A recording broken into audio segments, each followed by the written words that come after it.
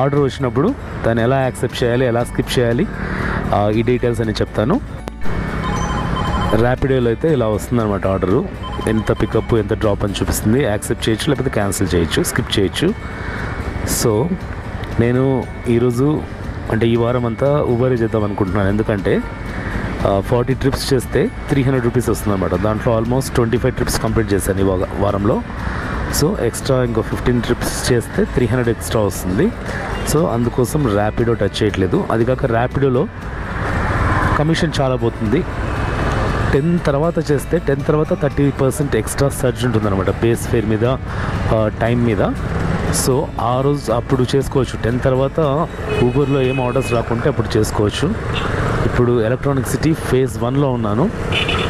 ఇక్కడ కూడా ఆర్డర్స్ వస్తాయి. ఇన్ఫోసిస్ ఉంది, చాలా కంపెనీస్ ఉన్నాయి కదా, వస్తాయి. మీకు ఊబర్లో చూపిస్తాను. బ్యాక్